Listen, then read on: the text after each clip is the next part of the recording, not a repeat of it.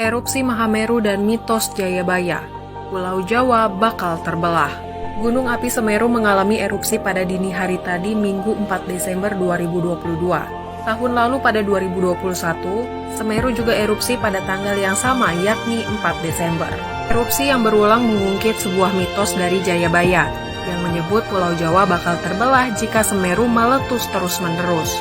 Letusan Semeru terbaru juga meningkatkan kewaspadaan terhadap Gunung Semeru, seperti diumumkan Pusat Vulkanologi dan Mitigasi Bencana Geologi setelah gunung api itu terus meluncurkan awan panas guguran. Berdasarkan hasil pemantauan di lapangan oleh tim PVMBG dan Badan Penanggulangan Bencana Daerah Kabupaten Lumajang, luncuran awan panas Semeru sudah mencapai 19 km. Bahkan telah melewati jembatan Geladak Perak. Status awas Gunung Semeru mengangkat mitos yang melekat pada gunung yang juga dikenal sebagai Mahameru tersebut.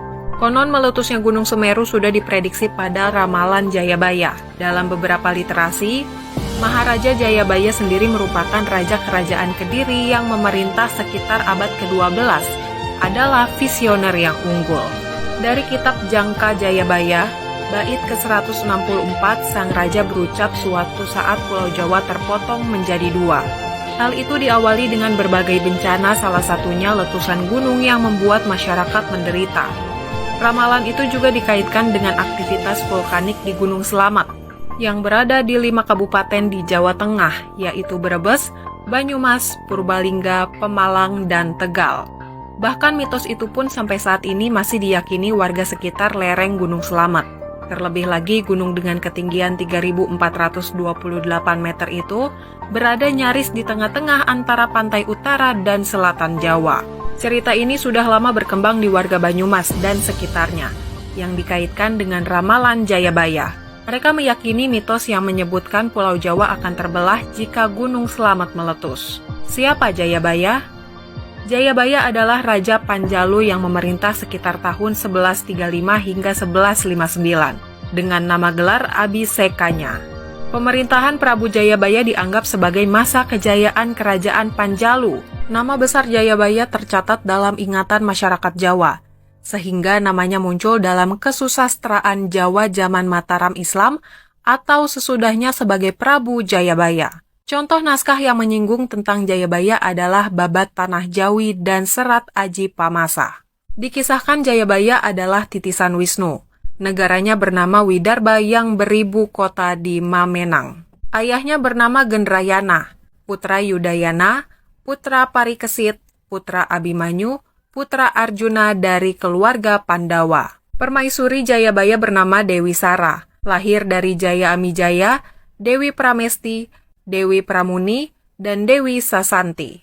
Jaya Amijaya menurunkan raja-raja tanah Jawa, bahkan sampai Majapahit dan Mataram Islam. Sedangkan Pramesti menikah dengan Astradharma, Raja Yawastina, melahirkan Angling Dharma Raja Malawapati. Jayabaya turun tahta pada usia tua. Ia dikisahkan moksa di Desa Menang, Kecamatan Pagu, Kabupaten Kediri.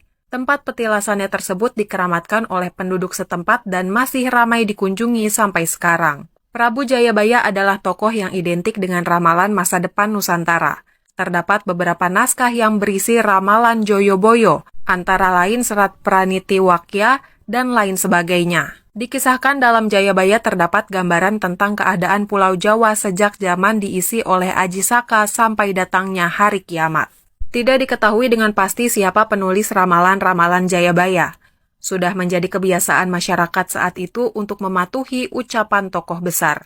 Maka si penulis naskah pun mengatakan kalau ramalannya adalah ucapan langsung Prabu Jayabaya, seorang raja besar dari Kediri. Tokoh pujangga besar yang juga ahli ramalan Surakarta bernama Rangga Warsita sering disebut sebagai penulis naskah-naskah ramalan Jayabaya. Akan tetapi Rangga Warsita biasa menyisipkan namanya dalam naskah-naskah tulisannya, sedangkan naskah-naskah ramalan Jayabaya pada umumnya bersifat anonim.